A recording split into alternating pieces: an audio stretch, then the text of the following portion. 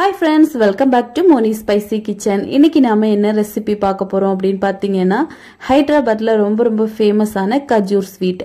இது வந்து ரொம்ப டேஸ்டியா இருக்கும். இந்த ஸ்வீட்டை பாத்தீங்கன்னா கிறிஸ்மஸ் மட்டும் இல்லாம தீபாவளி, பொங்கல் இந்த மாதிரி எல்லா ஃபெஸ்டிவல்க்குமே நம்ம வந்து செஞ்சு சாப்பிடலாம். ரொம்ப டேஸ்டியா, ரொம்ப கிரன்ச்சியா இருக்கும். எல்லாருக்கும் ரொம்ப பிடிக்கும். சரி வாங்க இது எப்படி செய்யலாம் அப்படிங்கறத நம்ம வீடியோ பார்த்து தெரிஞ்சுக்கலாம். அதுக்கு முன்னாடி நம்ம சேனலுக்கு இப்பதான் ஃபர்ஸ்ட் டைமா வாரீங்கன்னா மறக்காம சப்ஸ்கிரைப் பண்ணிக்கோங்க. அப்படியே பக்கத்துல இருக்கக்கூடிய பெல் பட்டனை பிரஸ் பண்ணிக்கோங்க. அப்பதான் நான் போடக்கூடிய நியூ வீடியோஸ் உங்களுக்கு நோட்டிபிகேஷனா வரும். மறக்காம லைக் பண்ணுங்க, ஷேர் பண்ணுங்க. இப்போ வாங்க வீடியோக்குள்ள போய் இந்த சூப்பர் டேஸ்டியான கஜூர் ஸ்வீட் எப்படி செய்யலாம் அப்படிங்கறத நம்ம டீடைலா பார்த்துடலாம். இது செய்யறதுக்காக ஃபர்ஸ்ட் ஒரு மிக்ஸி ஜார் எடுத்துட்டு இதுல சரியா அரை கப் அளவுக்கு சர்க்கரை எடுத்திருக்கேன். இந்த சர்க்கரையை பாத்தீங்கன்னா நல்லா பவுடர் பண்ணி எடுத்துட்டு வர போறோம். நல்லா ஃபைன் பேஸ்டா அரைச்சி எடுத்துட்டு வந்துருங்க. இந்த மாதிரி இருக்கணும். இப்ப இதை வந்து நம்ம மாத்தி வச்சிடலாம். மாத்தி வச்சுட்டு ஒரு பவுல் எடுத்துட்டு இதுல வந்து ஒரு கப் அளவுக்கு மைதா மாவு சேர்த்திருக்கேன்.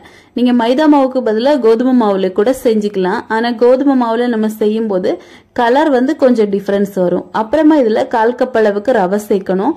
இது கூடவே டெசிகேட்டட் கோகோனட் ஒரு 2 டேபிள் ஸ்பூன் சேர்த்துருங்க. உங்ககிட்ட டெசிகேட்டட் கோகோனட் இல்ல அப்படின்னா நார்மலான கோகோனட்டை லேசா மிக்ஸி ஜார்ல போட்டு அரைச்சி எடுத்துட்டு அதை லேசா வறுத்துட்டு அதுக்கப்புறமா சேருங்க. அப்புறமா பாத்தீங்கன்னா நம்ம மிக்ஸி ஜார்ல அரைச்சி எடுத்தோம்ல அந்த சுகர் பவுடர், அதை வந்து இது கூட சேர்த்துடலாம். சேர்த்துட்டு 2 டேபிள் ஸ்பூன் அளவுக்கு எண்ணெயை நல்லா சூடு பண்ணிட்டு அதை அப்படியே இதுல சேர்த்துக்கணும். அப்புறமா ஒரு 1/4 டேபிள் ஸ்பூன் அளவுக்கு பேக்கிங் சோடா, ஒரு 1/4 டேபிள் ஸ்பூன் அளவுக்கு சோம்பு. இந்த சோம்பை கையில சேர்த்துட்டு நல்லா இந்த மாதிரி நுணுக்கிட்டு சேருங்க. அப்பதான் இதோட பிளேவர் வந்து நல்லா இருக்கும். இந்த கஜூர் ஸ்வீட்டுக்கு இது வந்து ரொம்ப முக்கியம். கண்டிப்பா நீங்க சேர்த்தே ஆகணும். இப்ப இது எல்லாம் சேர்த்துட்டு நல்ல கை வச்சு நம்ம ஒரு முறை நல்லா இந்த மாதிரி பிசைஞ்சு எடுத்துக்கலாம். அப்பதான் இந்த சர்க்கரை அப்புறமா இந்த ஆயில் பாத்தீங்கன்னா எல்லா பக்கமும் மாவோட எல்லா பக்கமும் நல்லா ஈவனா ஸ்ப்ரெட் ஆகும். இதை வந்து நம்ம இந்த மாதிரி நல்லா கலந்து கொடுத்துட்டே இருக்கணும். இந்த மாதிரி கலந்து கொடுக்க ஒரு ஸ்டேஜ்ல பாத்தீங்கன்னா நல்லா புட்டு மாவு மாதிரி ரெடி ஆகும். இந்த மாதிரி நீங்க கை வச்சு நல்லா உருண்டை பிடிச்சிங்க அப்படின்னா அது அப்படியே இந்த மாதிரி அமர்ந்து நிக்கணும். இதுதான் சரியான பக்கம். இந்த டைம்ல நம்ம இதுல தண்ணி சேர்த்துக்கலாம். சரியா ஒரே ஒரு டேபிள் ஸ்பூன் தண்ணி மட்டும் சேருங்க. சேர்த்துட்டு நல்லா நம்ம வந்து இது ஒரு சப்பாத்தி மாவு டோ மாதிரி பிசைஞ்சு எடுக்க போறோம். ஏன் ஒரு டேபிள் ஸ்பூன்னா நம்ம இதுல வந்து சர்க்கரை சேர்த்திருக்கனால இந்த தண்ணியோட இந்த சர்க்கரை வந்து மிக்ஸ் ஆகும்போது நல்ல இளக்கம் கொடுக்கும். அதிகமா தண்ணி சேர்த்துட்டீங்க அப்படின்னா மைதா மாவு எக்ஸ்ட்ராவா சேர்க்கிற மாதிரி இருக்கும். அதனால தண்ணி வந்து ஒரு டேபிள் ஸ்பூன் மட்டும் சேருங்க. சேர்த்தீங்கன்னா இந்த அளவுக்கு நல்லா வந்து பெர்ஃபெக்டா நம்மளுக்கு வந்து டோ ரெடி ஆகும். இது இப்படியே நம்ம ஒரு 20ல இருந்து ஒரு 25 நிமிஷம் வரைக்கும் ஊற விட்டுடலாம். இது நல்லா ஊறட்டும். இப்ப பாருங்க ஒரு 20 மினிட்ஸ் ஆயிருக்கு. இப்ப நம்ம எடுத்து பார்த்தோம்னா இன்னும் கொஞ்சம் கெட்டியா இருக்கும் மாவு. ஏன் அப்படின்னா நம்ம இதுல ரவை சேர்த்திருக்கோம். ரவை வந்து நல்லா கொஞ்சம் ஊறி கொஞ்சம் கூட இந்த மாவு வந்து நல்லா கெட்டியா இருக்கும். இப்ப இது அப்படியே நம்ம ஒரு கவுண்டர் டாப்ல போட்டு நல்லா தேய்ச்சி எடுக்க போறோம். பாருங்க இந்த மாதிரி இது வந்து ஒரு ஸ்கொயர் ஷேப்ல நம்ம வந்து தேய்ச்சி எடுக்கணும். இதோட திக்னஸ் அப்படின்னு பாத்தீங்கன்னா 1 இன்ச்சு சைஸுக்காவது இருக்கணும். அந்த அளவு இருந்துச்சு அப்படின்னா தான் கஜூர் வந்து கரெக்டான ஒரு ஷேப்புக்கு நம்மளுக்கு ரெடியாகி கிடைக்கும். பாருங்க இந்த மாதிரி. இப்ப இதை நல்லா ரெடி பண்ணி எடுத்துட்டு நம்ம வந்து டைமண்ட் ஷேப்ல கட் பண்ணி எடுத்துக்கலாம்.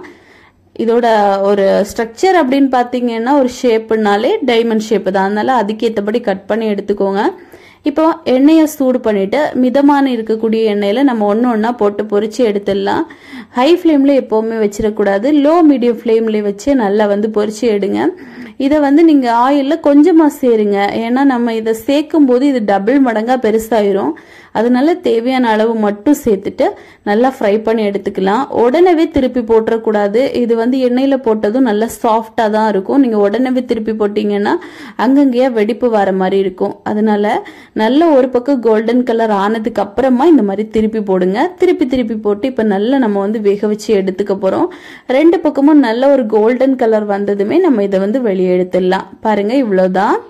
இதை வந்து ரொம்ப திருப்பியும் போடக்கூடாது. ஒரு முறை இந்த மாதிரி திருப்பி போட்டுட்டீங்க அப்படின்னா மறுமுறை திருப்பி போடும்போது அது 2 பக்கமும் நல்ல கோல்டன் கலர் ஆயிரும். அதுக்கப்புறமா நீங்க வெளியே எடுத்துக்கலாம். வெளியே எடுத்ததுக்கு அப்புறமா தான் இது நல்லா கெட்டியாகும். எண்ணெயில இருந்து எடுக்கும் போதும் பாத்தீங்கன்னா கொஞ்சம் நல்லா சாஃப்டா தான் இருக்கும். இப்ப இதை அப்படியே எடுத்துட்டு டிஷ்யூ பேப்பர்ல ஏதாவது போடுங்க. அப்ப எக்ஸஸா இருக்கக்கூடிய ஆயில் எல்லாம் அதுல வந்துடும். இப்ப இதே மாதிரி எல்லா பேட்சையுமே நம்ம பொரிச்சு எடுத்துடலாம். இப்போ பாருங்க பொரிச்சு எடுத்துட்டேன். சூப்பரா ரெடி ஆயிருக்கு. இந்த ஸ்வீட்ல நம்ம எக்ஸஸா எந்த ஒரு ப்ரிசர்வேட்டுமே பண்ணல. அதனால இதை 1 வீக் வரைக்கும் மட்டும் நம்ம வச்சு சாப்பிட்டுக்கலாம். அதுக்கு மேல இருந்தா நல்லா இருக்காது. ஸோ கண்டிப்பா நீங்களும் இதை உங்க வீட்டில் ட்ரை பண்ணி பாருங்க. ட்ரை பண்ணி பார்த்துட்டு எப்படி வந்துச்சு அப்படிங்கிறத மறக்காம கமெண்ட் பண்ணுங்க. அப்புறமா இதே மாதிரி இன்னும் நிறைய ரெசிபிஸ் வேணும் அப்படின்னு நினைச்சீங்கன்னா மோனி ஸ்பைசி கிச்சன் சேனலை சப்ஸ்கிரைப் பண்ணி வச்சுக்கோங்க. அப்படியே லைக் பண்ணுங்க, ஷேர் பண்ணுங்க. நெக்ஸ்ட் இன்னொரு வீடியோவில் உங்களை சந்திக்கும் வரை டேக் கேர், பாய்.